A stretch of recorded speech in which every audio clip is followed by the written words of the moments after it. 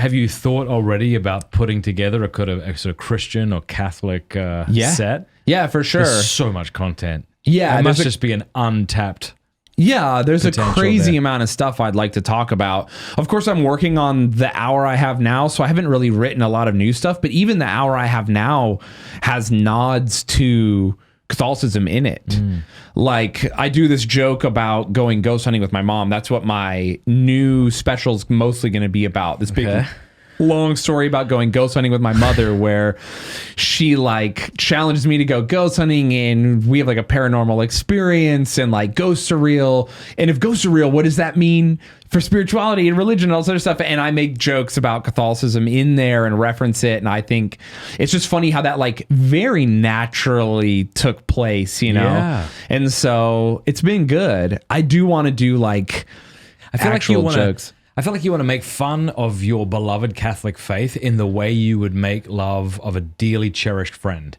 You know, because there are people who rib you, but they rib you too much, or they're too disrespectful as they make fun of you. And you're like, okay, you don't love me, actually. Now you're just being mean. Exactly. And you could see that line there. It's like you want to kind of make fun of some of the absurdities of the way Catholics act and interact and do things. Exactly. But you don't ever want to mock the beauty of the faith. True. The Bible's also an untapped. I feel like I would... for a show, what would be so fun would be to go through the Bible and talk about your favorite stories and sort of... and in so doing, teach them like the 6 covenants. You know how the Ricky Gervais, famous atheist comedian, he went through a bunch of the Bible and made fun of it. How ridiculous and stupid is this and stuff. I would almost love to go through starting at Genesis and like sort of be like, make fun of people who make fun of it. You know, but also talk about how silly it is. You know, when people are like, you know, they take it so literally, and to like make jokes about how God made light and time at different points. So obviously it's like poetic, and you're like, how silly could you be? I don't know. And there's so many funny Bible stories. Like I can't remember his name, but he gets made fun of by a group of teenagers, and then a bear attacks them. I remember someone reference that to me. They're like, how can you be Christian? What about this Bible verse? And they showed me the Bible verse. I went and looked it up, and these kids make fun of this guy, and then bears attack the kids. And I'm like, you're just making me more Christian. I don't know what you're talking. That's awesome. What are you talking about? I wish bears would attack groups of children who demean me. What do you like? That's great. It's so funny. I forget where it is in scripture. Maybe it's in not that one, but in Proverbs, maybe it talks about like you may not put a stumbling block in front of a blind man. Yeah. And you're like, who did that? Someone must have done that. Who thought that was funny? They made fun of Alicia for being circumcised. Oh, dude. See, that's so funny. It's so funny to be making fun of some guy for being circumcised. I'm like, oh no, a bear. It's just like, it's so funny to me. It's that guy, someone referenced that trying to like hurt my faith. And I was like, you're just making me happier. I don't know what to tell. The word commonly translated children probably meant a group of young men. Tradition says they were selling the people of Jericho clean water at high prices. Elisha had just purified the water of Jericho, ruining their business. Also, the young men say, go up. The same language is used to describe Elijah being taken to heaven.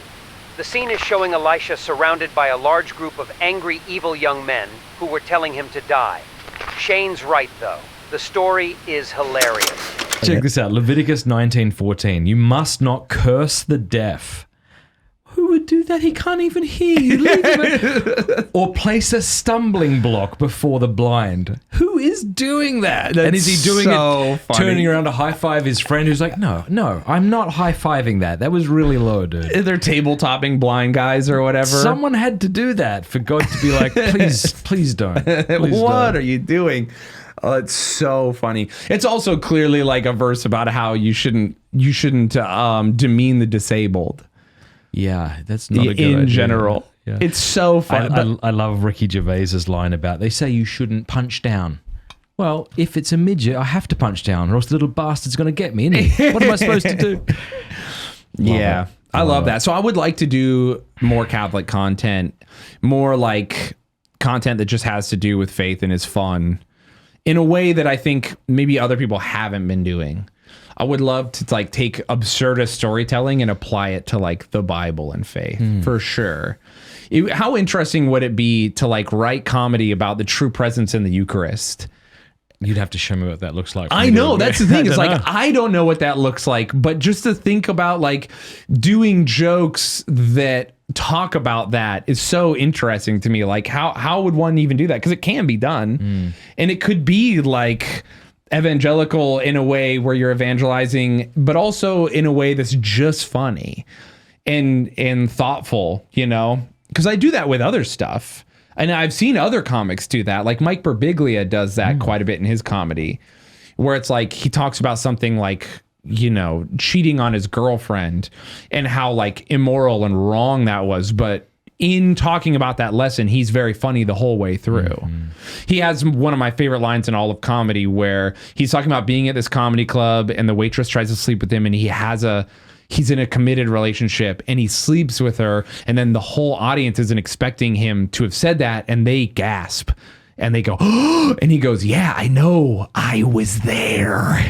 And like, it's just like where he's admitting like, this was a horrible thing. And I know, you know about it was, I was there. I agree with you. It was so bad. And it's like, that's a very difficult thing to do, but like very possible. Well, I love how you say, I think getting my face tattooed was a bad idea as well, just so we're on the same page. That's such a great line. Yeah. I always like to do that where I'm like, we are understanding. I'm not understanding.